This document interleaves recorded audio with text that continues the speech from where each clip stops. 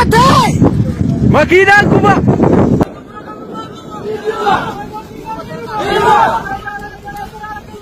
Oke, si dhaggeeffachuu mateen jira. Waa jechuun barbaade, wanni jechuu barbaade ati warraaqa. Warraaqaanii jechuu nan barbaada, jechuun fedhuu, jechuu nan barbaada, jechuun fedhuu jedhe.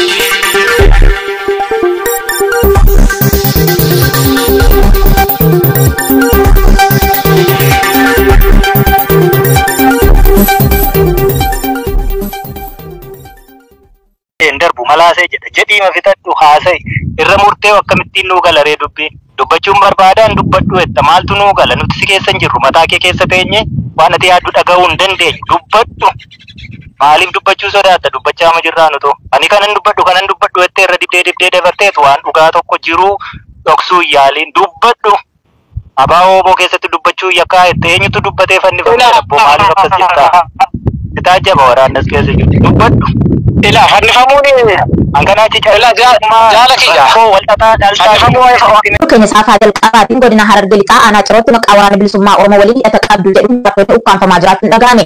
Yin bilisa dhaadannoo isaanii hawaasa nagaa magaalotaaf gandoota baadiyyaa Oromiyaa keessa jiraatan kanneen waraana bilisummaa Oromoo waliin hariiroo qabu jedhanii shakkan hunda irratti saamicha hidhaa manneen gubaatiif ajjeechaa irratti raawwachuun hundeen gadhaabbannaa hawaasa dhabsiisuun raarsuu irratti fuulleffatanii jiru. Lixa Harargee aanaa cirootti sarbamiinsi mirgoota namoomaaf diimokiraasii waraana gabroonfataa piippii nammaachuun hawaasni nagaan jumulaan hidhamaa kan jiran oggaa ta'u Araddaa Sheek Adam Ganda Usmaan Muusaa fi Ganda Torban irraa onkoloolessa 1224 namoonni baay'inni isaanii 11 ta'an qabamanii achi buutee dhabamsiifamuun beekameera. Namoonni manneen hidhaatti dararamaa jiran kunneenis maqaan isaanii Hussein Hasan Ibrahim, Ammee Ibrahim, Yaasin Qaafaa, Jamaal Abdullah Bashir, Jaabir Abdii, Yuusuf Ibrahim Ali, Caalee Yuusuf, Mahadi Ismail Ibrahim Abbaa Filma, Ibrahim Muummee Asanii fi Ibsaa Abdullah Sheekaa kanneen jedhamanidha. Keessattuu hidhamtoota kanneen keessaa namoota baay'inni isaanii 7 ta'an onkoloolessa 14 galgala haadaan harka isaanii duubatti hidhanii manneen hidhaa irraa akka baasan kan himamu yoo ta'u haalli jireenya isaanii baay'ee yaaddessaa ta'uunis ifoomeera. Akka jiraattonni jedhanitti Jamaal Abdullah Bashir reebicha ulfaataa qaama isaa irratti waraanni gabroonfataa piippii taasisaniin fincaan qabachuu kan hin dandeenye yommuu ta'u Jaabir Abdii kan jedhamu ammoo dhibee sammuun qabamee osoo hiraarfamuu waraanni gara jabeeyyiin bilisiqinnaa kunneen qabanii akka rakkisaa jiran beekame.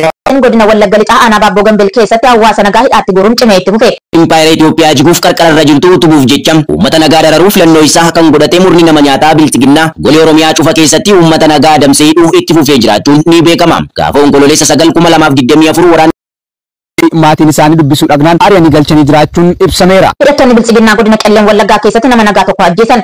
Akka waan rasaasni baay'ina uummata Oromoo hir'isuutti amanuun lafa socho'an maratti dhiiga qulqulluu dhangalaasaa kan oolan hidhattootni sirnichaa kaayyoo isaanii kana galmaan gaachuuf yeroo ammaa kana haala duraa olitti ajjeechaa hammeessanii jiraachuutu dhaga'ama. Godina Qellem Wallaggaa aanaa Gaa'oo Qeebbee Ganda Gaanqaa Hicoo Iddoo Addaa Wara Kuraa jedhamutti onkoloolessa 10/2024 ganama sa'a 12 keessa nama maqaan isaa Obbo Naasir of Gahaa Ergaa jedhamu abbaa ijoollee afurii kan ta'e manatti itti marsuun qabaniif bira erga tursiisanii booda ganama sana sa'a 2:00 keessa ajjeesuun barame. Akka maddeen jedhanitti waraanni kun erga ajjeesus maatiin boo'ichaa akka hin raawwanne dhorkaniiru. Aanicha keessatti hawaasa nagaa dararuun jireenya hawaasaa jeeqaa kan jiran murni bilisiqinnaa sababa kanaan uummatni aanichaa yaaddoo nageenyaa keessa galee jiraachuun barameera. Godina Jimmaa magaalaa Jimmaatti ergamtoonni bilisiqinnaa ofii meeshaa waraanaa gatuun hawaasa nagaa ittiin dararaa jiraachuun dhagahame.